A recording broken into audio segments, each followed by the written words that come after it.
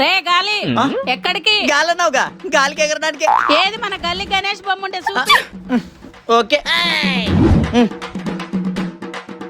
అవునమ్మా, ఈసారి చందా ఎంత నా ఇస్తున్నావు? కోరిక తీరుంటే ఎంతైనా ఇచ్చేదాన్ని, కానీ అది తీరట్లేదు. ఏంటమ్మా అది?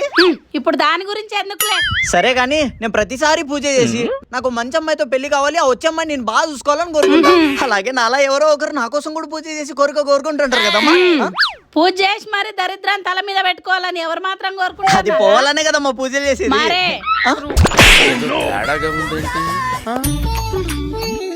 అంటే ఆ దరిద్రం నేనా? అంటే నువ్వు కోరిన కోరికలు తీరంది నా గురించేనా అమ్మా?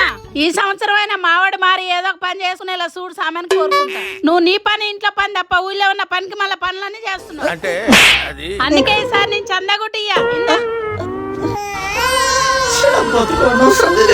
ప్రతిసారి ఏదో ఒక అవమానం.